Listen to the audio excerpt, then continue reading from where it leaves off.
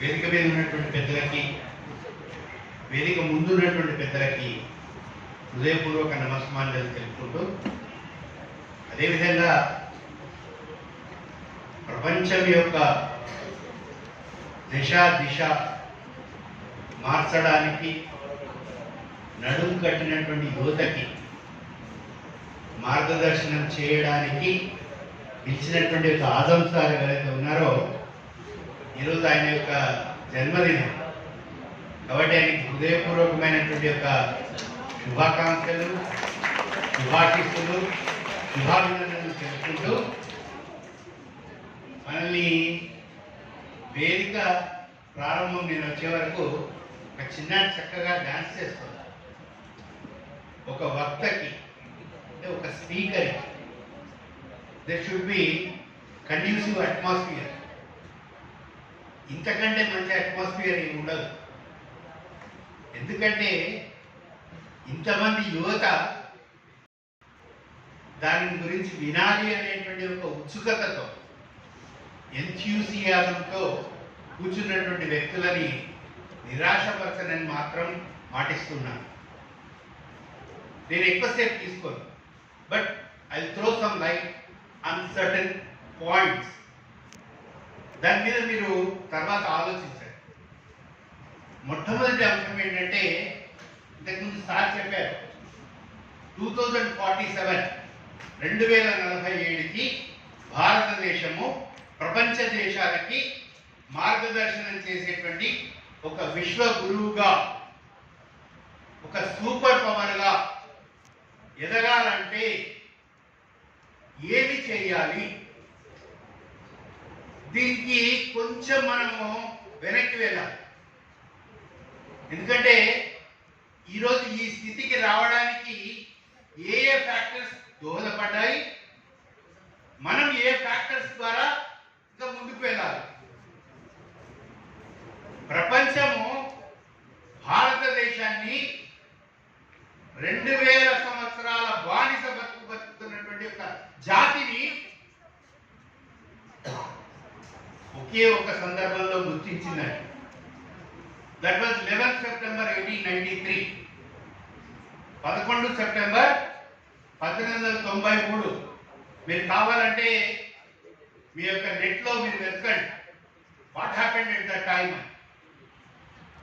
A man with his conviction, తన దేశం పట్ల ఉన్నటువంటి ఒక అత్యంత ప్రేమతో, శ్రద్ధతో, విశ్వాన్ని జయించాలనేటువంటి ఒక కోరికతో, విశ్వాన్ని జయించడం అంటే కత్తి పట్టుకొని కాదు, తుపాకీ పట్టుకొని కాదు, ఎదుటి వాళ్ళ యొక్క హృదయాలను జయించడానికి, ఎదుటి వాళ్ళ యొక్క మనసులను జయించడానికి, వాళ్ళలో ఒక థాట్ ప్రాసెస్ ని నింపడానికి బయలుదేరి వెళ్ళాడు. ఏమన్నాడు ఆయన? Sisters and brothers of America, sisters and brothers of America అని 5 పదాలు మాట్లాడితే ప్రపంచం నివేరపోయిందట. ఏ అమెరికన్ సమాజం ఉందో, ఏ డిసిప్లిన్ కి, ఏ క్రమశిక్షణకి మారుపేరో అట్లాంటి సమాజం లేచి నిలబడి 5 నిమిషాల పాటు గంతులేసిందట, చప్పట్లు కలిసిందట, బల్లాలు కలిసిందట, డాన్స్ చేసిందట. దేని గురించి అండి?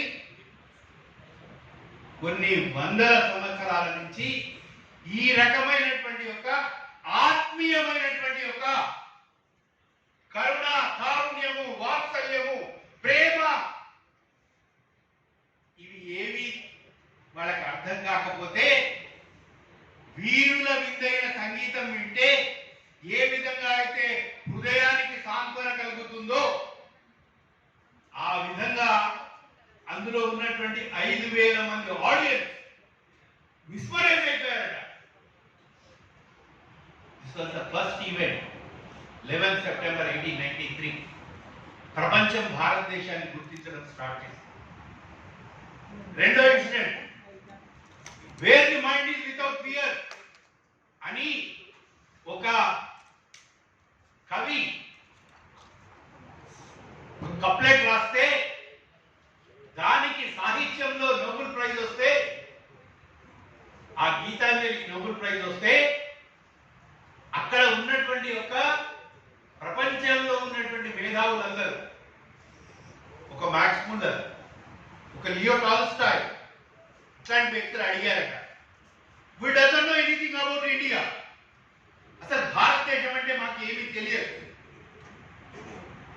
Can you please tell me something about India, భారతదేశం గురించి కొంచెం చెప్తారా? అప్పుడు Rabindranath Tagore the Nobel laureate ఏం చెప్పాడంట అంటే, if you want to know India, read Vivekananda. In him everything is positive, nothing is negative. ఏం చెప్పాడండి? If you want to know India, read Vivekananda. In him everything is positive, అంతా సకారాత్మకమే, నథింగ్ ఈజ్ నెగటివ్, నకారాత్మకం లేదు అని చెప్పాడు. అప్పుడు ప్రపంచం భారతదేశం గురించి ఆలోచించడం మొదలుపెట్టింది. థర్డ్ టైం ఎప్పుడు భారతదేశాన్ని ప్రపంచం గుర్తించిందో తెలుసా? ఒక ముగ్గురు మహానుభావులు with the team spirit, Ram, Rahim, Robert, Amar, Akbar, Anthony. ఎవరా ముగ్గురు తెలుసా? ఒక ఆయన అబ్దుల్ కలాం, రెండో ఆయన అటల్ బిహారీ వాజ్పేయి, మూడో ఆయన జార్జ్ ఫెర్నాండెజ్. ముగ్గురు బ్రహ్మచారులే, పెళ్లి చేసుకోలేదు. కానీ ఈ దేశం పట్ల వాళ్ళకు ఉన్నటువంటి యొక్క ప్రేమ, అకుంఠితమైనటువంటి యొక్క దీక్ష, శ్రద్ధ, భక్తి, గౌరవం, ఇవన్నీ కలగలిపితే ప్రోఖ్రాన్ యొక్క అణు పరీక్షలు జరిపితే ప్రపంచం గుర్తించింది. ఎందుకంటే అప్పటి వరకు ప్రపంచంలో దేశాల్లో ఉన్నటువంటి ఒక సిఐఏ, కేజీబీ, మొసాద్ వాళ్ళు ఏమనుకునేవారంటే తెలుసా?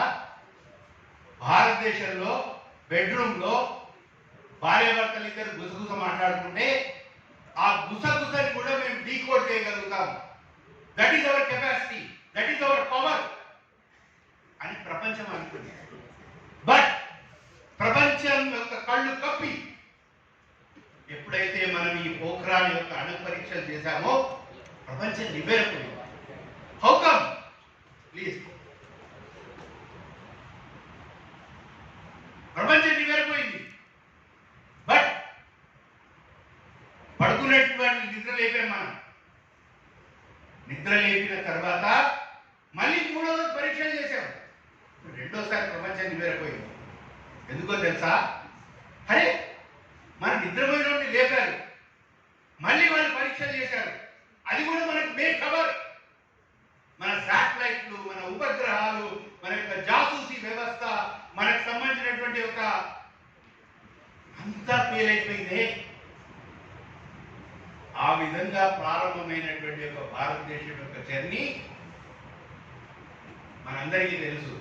పుట్టినటువంటి యొక్క పురిట్లోనే సంధి కొట్టిందంటారు. 47లో స్వాతంత్ర దేశానికి వస్తే 48లో యుద్ధం చేశాం, 62లో యుద్ధం చేశాం, 72లో యుద్ధం చేశాం. తర్వాత మనందరికీ తెలుసు కార్గిల్ వార్లో ఏం జరిగిందని. ఎందుకు చెప్తున్నాను ఈ అంశాలంటే, మనం చాలా పెద్ద లక్ష్యం పెట్టారు. ఏంటి? 2047 కంటే ముందు అబ్దుల్ కలాం గారు మన 2020 వరకు ఒక లక్ష్యం పెట్టారు. What was that? అప్పటి వరకు భారతదేశం ఒక ఎదుగుతున్నటువంటి దేశం. భారతదేశం డెవలపింగ్ నేషన్. ఈ ఎంతసేపు డెవలపింగ్ నేషన్ అని మనం చదువుకుంటాము. ఇది కమిటీ ఆఫ్ ద నేషన్స్. ప్రపంచ దేశాల్లో ఉండేటువంటి యొక్క 198 దేశాల్లో భారతదేశాన్ని గుర్తించాలి. ఏ విధంగా గుర్తించాలి? G7, G5, G8 ప్రపంచంలో పేరెన్నిక కలిగినటువంటి దేశాల యొక్క సరసన అదే అమెరికన్ ప్రెసిడెంట్ తో, అదే రష్యన్ ప్రెసిడెంట్ తో, అదే ఫ్రెంచ్ యొక్క ప్రెసిడెంట్ తో, అదే జర్మనీ యొక్క ప్రెసిడెంట్ తో వాళ్ళ సరసన భారతదేశం యొక్క ప్రధానమంత్రి కానీ, భారతదేశం యొక్క రాష్ట్రపతి కానీ కూర్చోవాలి.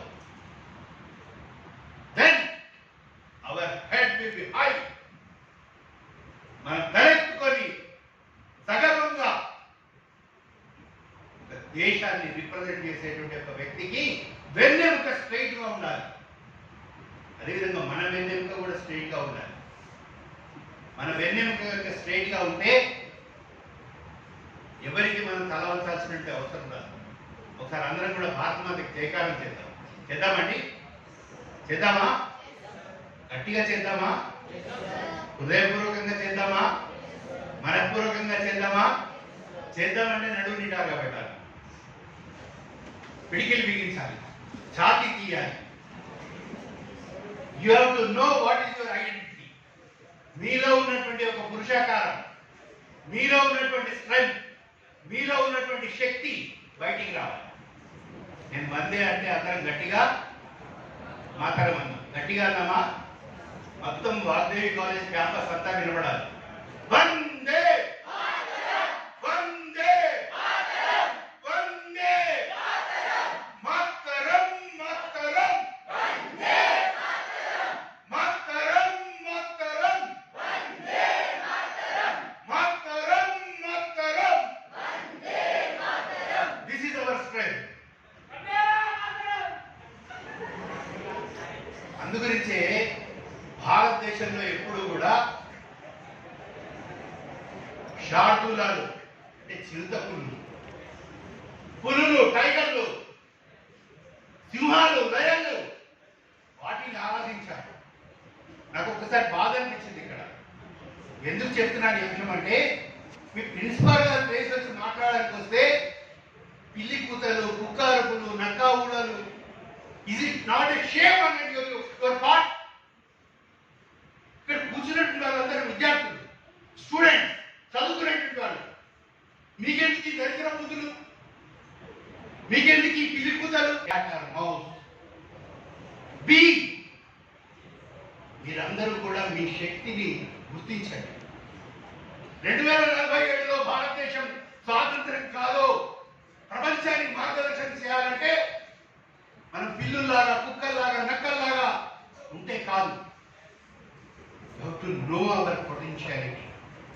అందుగురించి అబ్దుల్ కలాం గారు ఏం చెప్తారు? మమ్మల్ని చూసి ఆయన కలలు కాదా, మిమ్మల్ని చూసి కలలు అన్నాడు. దేని గురించి కలలు అన్నాడు? లాస్ట్ బెంచర్స్ ప్లీజ్, మీకు ఎవరికైతే ఇష్టం లేకపోతే బయటికి వెళ్ళిపోవచ్చు. కారణం ఏంటంటే క్రిమినల్ వేస్టేజ్ ఆఫ్ టైం ఉండకూడదు. ఎప్పుడు మన సమయం ఎంత విలువ, మిగతా వాళ్ళ యొక్క సమయం కూడా అంతే విలువ. నేను ఇంకొక 3 విషయాలు చెప్పి నేను క్లోజ్ చేసేస్తాను. మొట్టమొదటి అంశం ఏంటంటే, బహుశా నేను అనుకుంటున్నాను ఇప్పటికీ మనం ఏం చెప్తామంటే సైన్స్ చాలా డెవలప్ అయిందండి, విజ్ఞాన శాస్త్రం చాలా డెవలప్ అయింది. ఎక్కడి వరకు డెవలప్ అయింది? చంద్రయాన్ని పంపిస్తున్నాం. కానీ మన ఇంటి దగ్గర ఒక 20 సంవత్సరాల క్రితం ఎట్లా చచ్చిపోయాడంటే, ఉప్పు కామెర్లో వచ్చి చచ్చిపోయాడు, తెల్ల కామెర్లో వచ్చి చచ్చిపోయాడు, పచ్చ కామెర్లో వచ్చి చచ్చిపోయాడని చెప్పేవారు. ఈరోజు ఏం చెప్తున్నాం? What the science could do? Hepatitis A, hepatitis B, hepatitis C, hepatitis D, hepatitis E, hepatitis F. We could name it. Sorry to say, there is no vaccination, there is no medicine. ఇప్పటికీ పచ్చ కాలంలో వచ్చి, ఉప్పు కాలంలో వచ్చి, తెల్ల కాలంలో వచ్చి వందలాది మంది చనిపోతున్నారే. Is it not a shame on our part? Humanity చచ్చిపోయిందా? మానవత్వం చచ్చిపోయిందా? మానవుడిగా మనం ఎదగాలా వద్దా? మనిషి నుంచి మనిషిగా ఎదగాలా వద్దా? Is it not a challenge on our part? First thing. Second thing, ఈ రోజు కూడా భారతదేశంలో ఉల్లిగడ్డల్ని ఇంపోర్ట్ చేసుకుంటున్నాం, పప్పు దినుసులని ఇంపోర్ట్ చేసుకుంటున్నాం. కానీ some people have taken it as a challenge. ఒకప్పుడు భారతదేశంలో పాల ఉత్పత్తులు కూడా లేకుండే. అట్లాంటి సమయంలో కురియన్ అనేటువంటి ఒక మహానుభావుడు వచ్చి self sufficient in white revolution, పాల ఉత్పత్తులలో భారతదేశాన్ని అగ్రగణ్య దేశంగా మార్చాడు. ప్రపంచానికి సప్లై చేసేటువంటి ఒక స్థితికి తీసుకెళ్లాడు. పాల డబ్బాలని ఇంపోర్ట్ చేసుకునేటువంటి ఒక దేశం పాలని ప్రపంచానికి ఎక్స్పోర్ట్ చేసేటువంటి స్థాయికి ఎదిగింది.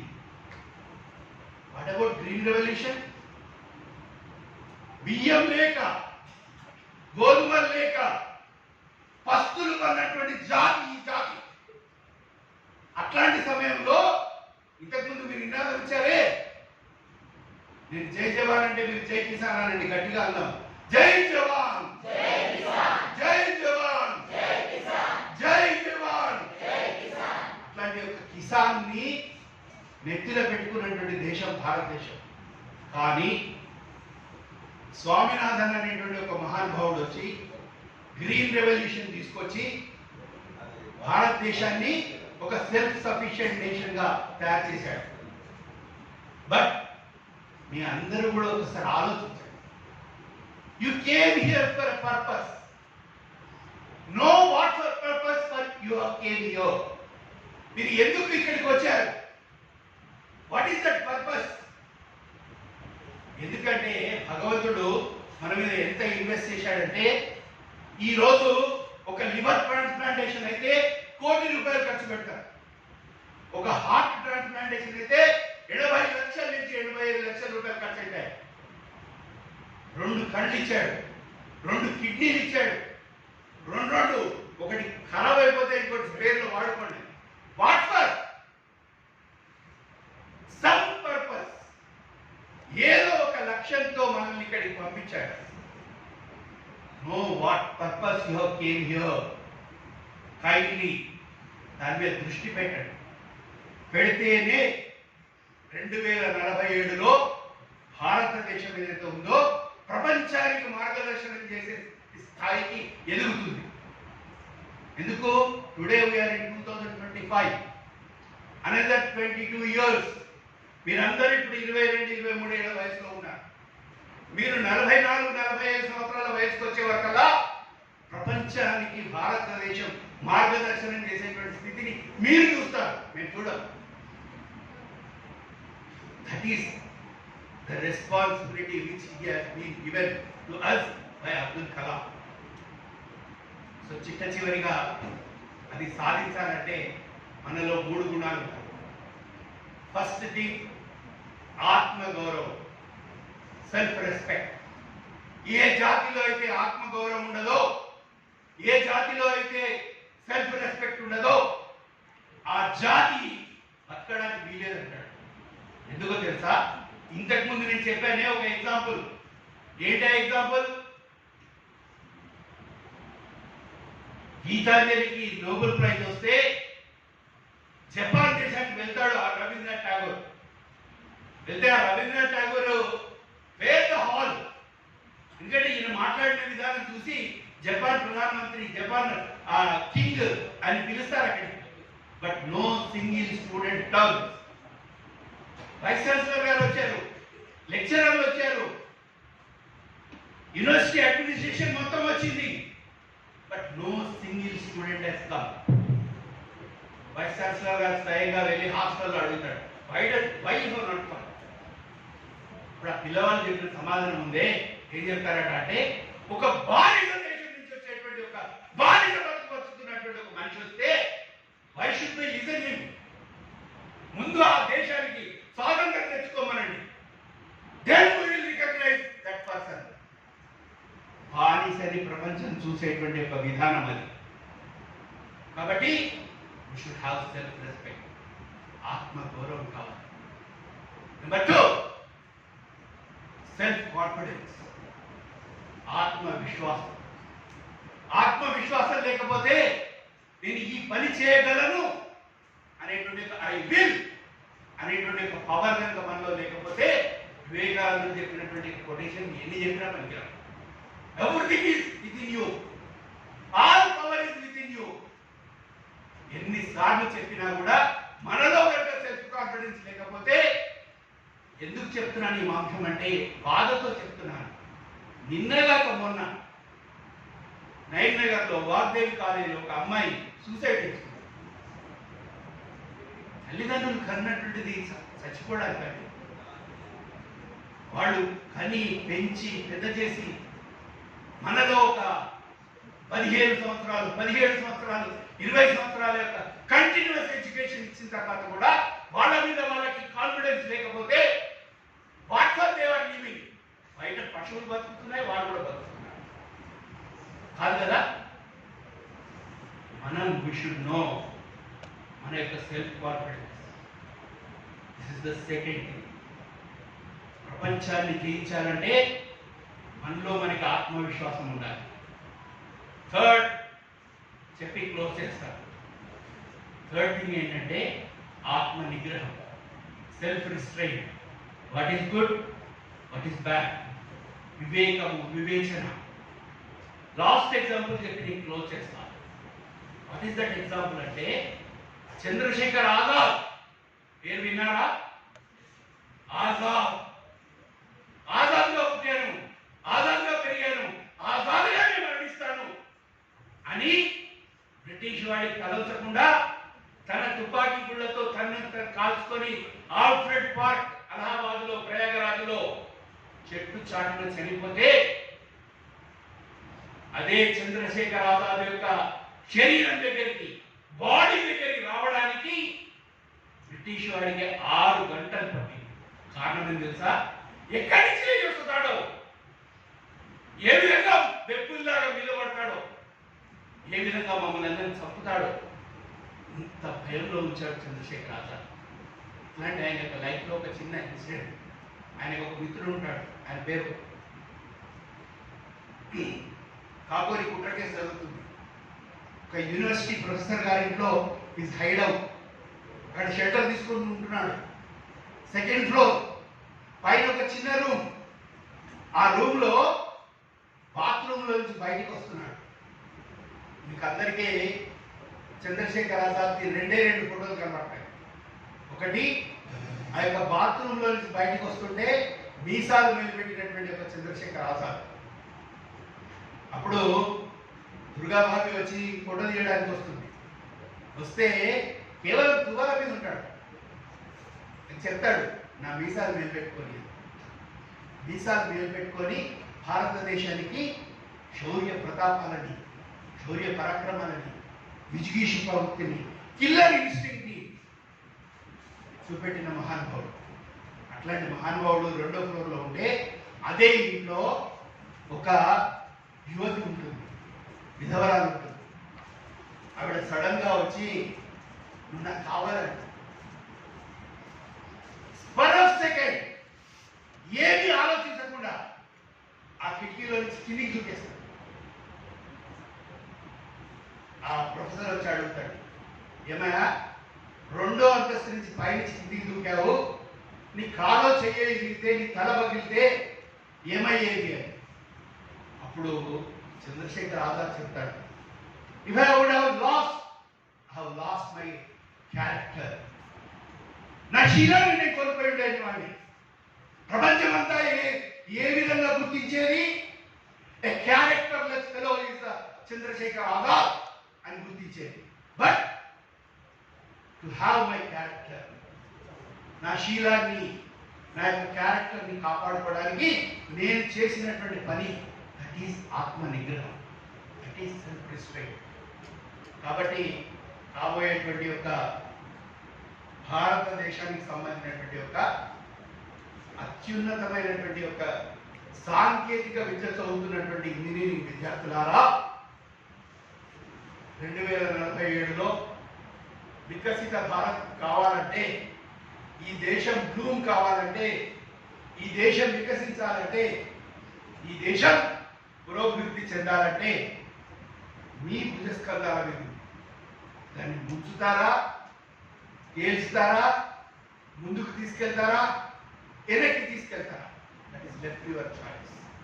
ఒకసారి గట్టిగా అందరం కూడా భారత మాతకి జయకాలని చెప్పి క్లోజ్ చేసేద్దాం. జై జై